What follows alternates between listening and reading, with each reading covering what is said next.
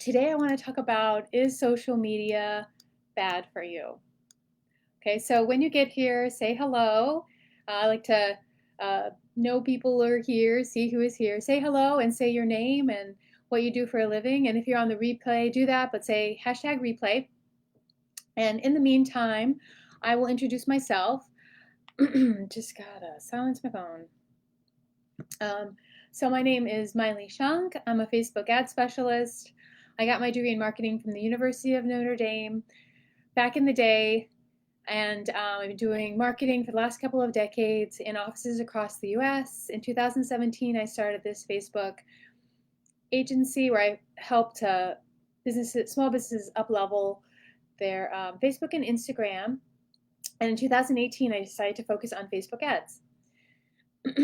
So what I'm hoping to discuss today is the social media dilemma. So this is a movie that came out recently and has been growing in popularity, and it addresses the negative effects that social media has on society. And I I came across this first. I heard it. I heard Joe Rogan talking to Tristan Harris on Joe Rogan's podcast. Tristan Harris, they like to say, is the closest thing Silicon Valley has to a conscience. So he's worked for Google, and he has a lot of real world insights into technology and the impacts that it's having, how it was created, how it's intended to work, and how it's working in the real world. So what we want to talk about is how pressing is this problem? Because I think we all have anyone watching this on a social media platform, most likely, that includes YouTube, Facebook, Instagram, LinkedIn, have an understanding of how these platforms work. And they might not see the dark side of these platforms. So, right, so these platforms have a tendency to affirm your own view of reality. They want to show you things that you're interested in. Like, say I have an interest in makeup. It would continue to show me things about makeup and an attempt to keep me on the platform. And by keeping me on the platform, the longer I stay on the platform, the greater the chance that I will see an ad. And of course, the platforms make money when the users see ads. So this seems all fine and well and good, which is why it was created. But the problem is that it tends to lead to, um, like I said, an affirmation of our own view of reality instead of maybe seeing different viewpoints. And it's had some two major negative effects that are brought out in the movie. So one is the impact on teens and preteens. So as someone who doesn't have a teenager, I do have two little girls in pre-K and kindergarten. Can't wait to deal with those teenage years, but I personally have not seen this firsthand, and learning about it was quite disturbing. So the problem is that um, these preteens and teens end up being in somewhat of a bubble, and the feedback that they get through social media it's not as healthy as person-to-person interaction.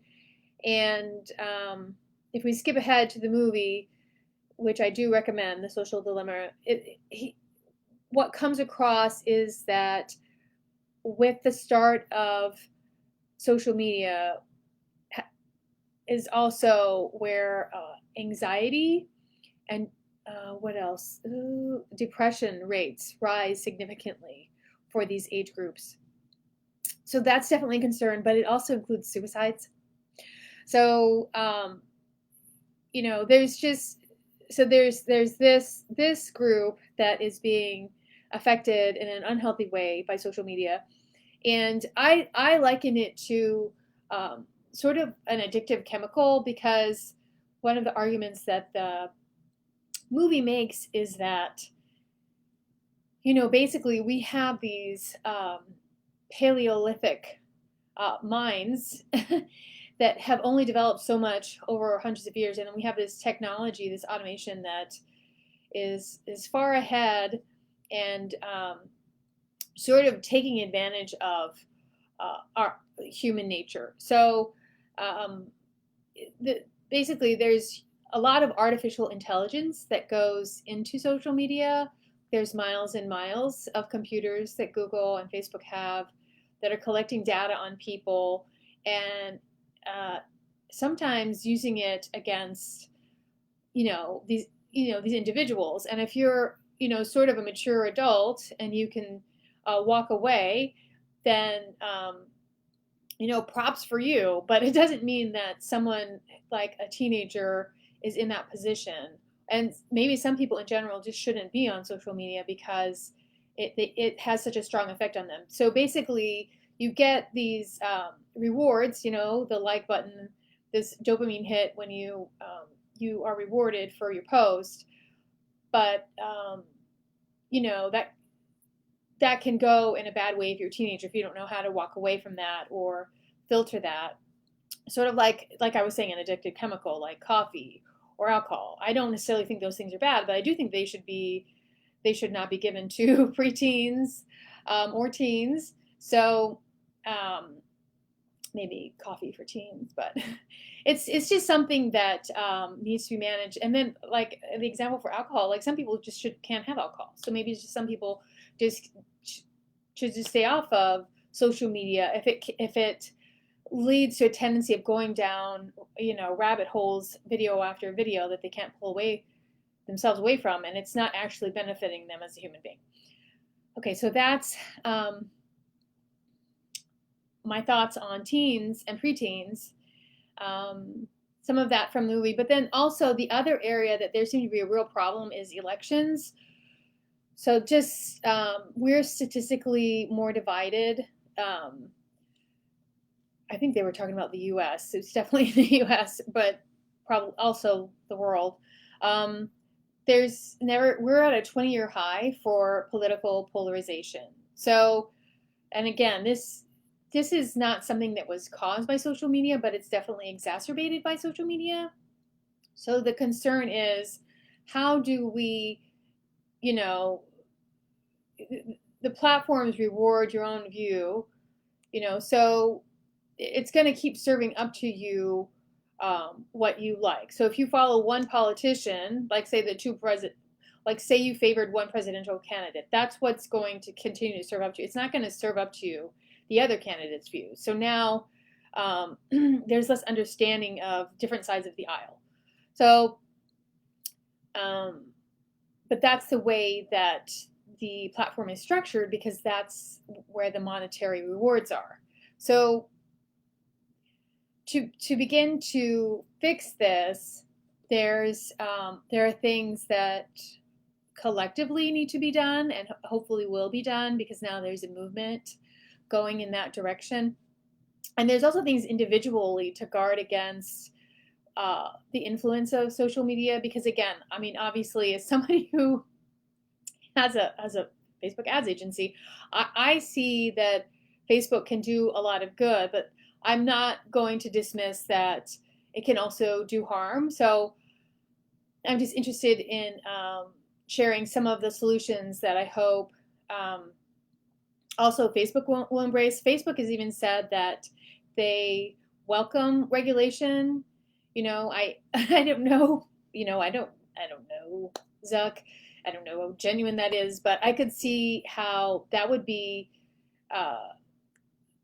I'm glad that they said that, and if I take it at face value, I'm happy that they're open that, because there is a structure where why would they be motivated to lessen their profits and make their investors angry, right? They do need that regulation to come in and put boundaries that are helpful for society.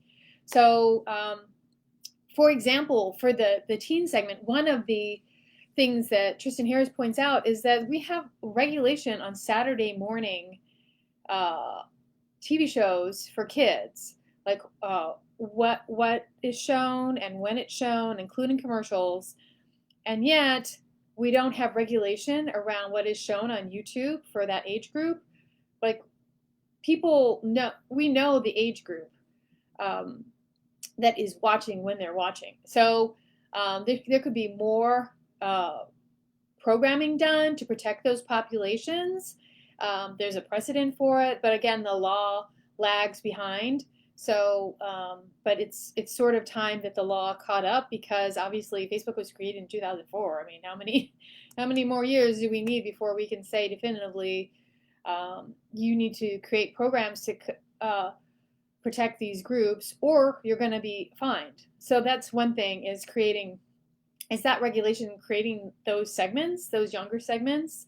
I don't even let my kids on YouTube. It serves up too many strange videos. So the other thing is that the platform should be held to fact checking in terms of if there's a point of view which costs them money, so they're less incentivized. And they've tried to do this in the US, but they're not doing this in other countries. In other countries, there's been genocides that were assisted by social media because Facebook didn't have enough people on staff, had a handful of people on staff speaking that language. So how were they going to manage the discourse and do the fact checking? So at least in the US, they're trying to do that, but they should be doing that across the board. So there needs to be some kind of fact checking. Hopefully that wouldn't lead to censorship, but taking down a comment if it's clearly not true. But there's also the idea of at least putting a warning on a post if it says something that's not been proven yet, like the whole hydrochloroquine thing.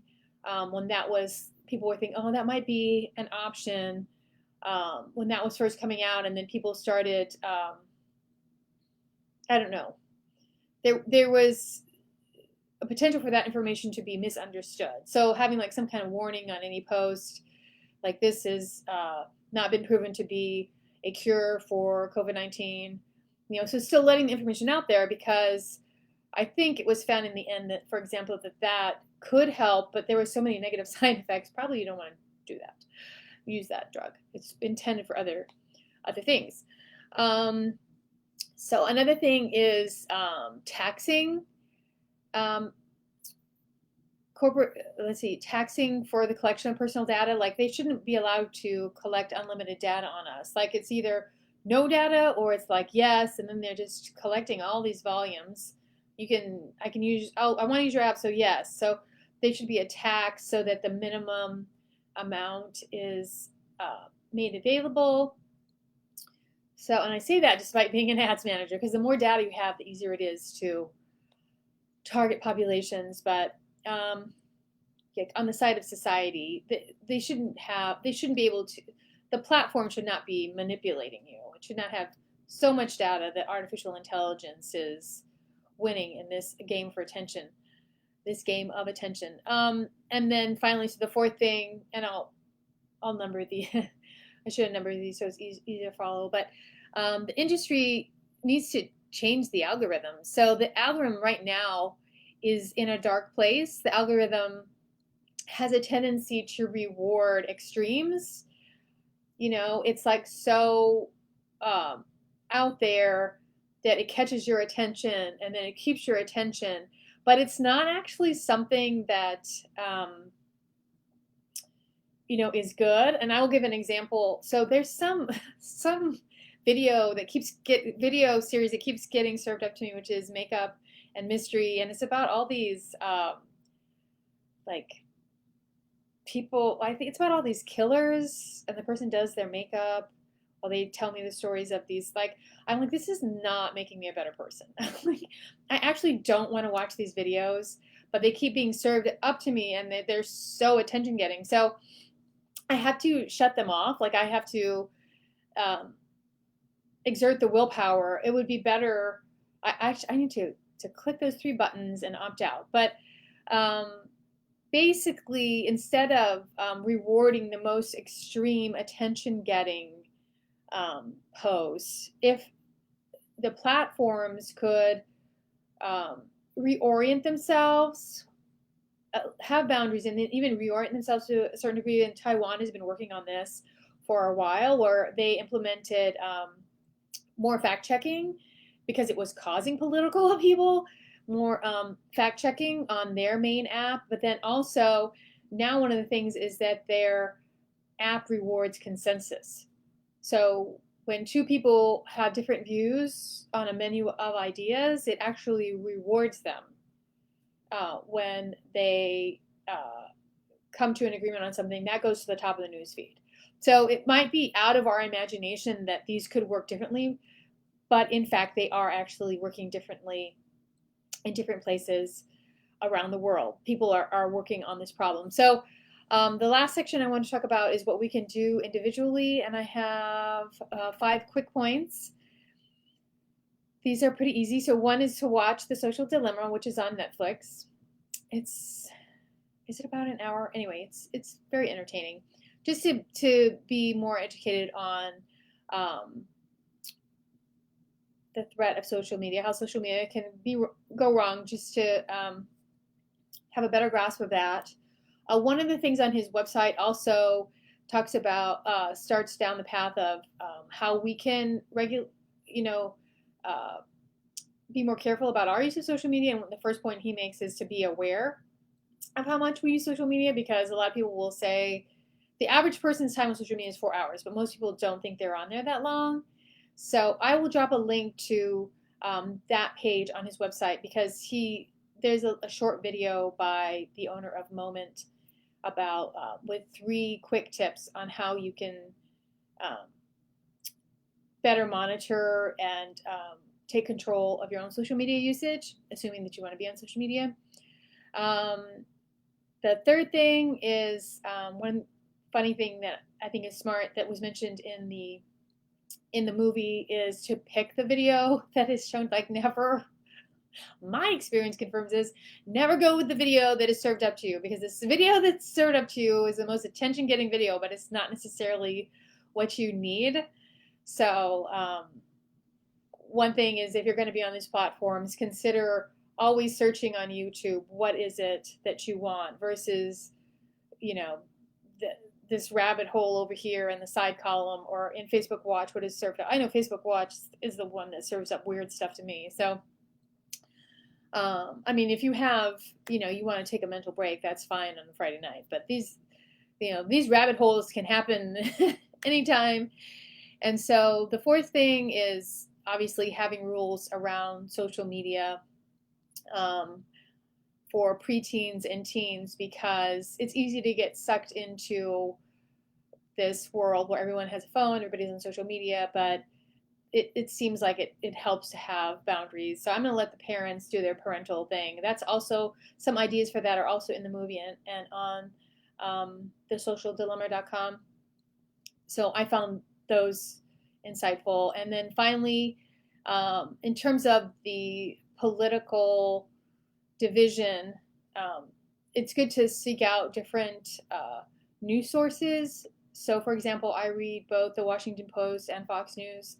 Like, I try to read different views, and I found that that's helpful. It keeps me from looking at the other side of the aisle, or whatever the issue is, and being confounded about why they think that, which quickly leads to, whatever, let's not be friends, right? But trying to have an understanding of the other side, I find to be useful, and get all of the information and form a more complete view of an issue, which you're not going to get on social media. You have to go find it yourself in different apps. So that's my overview of, is social media bad for you? The answer is perhaps, but with some training and some conscious effort, it can still be a good place. It can be the fun place that it was meant to be, but there's just certain things to guard against. So I hope this has been helpful in terms of addressing how pressing the problems are with social media, and what can be done collectively and individually to address those. Thank you for your time.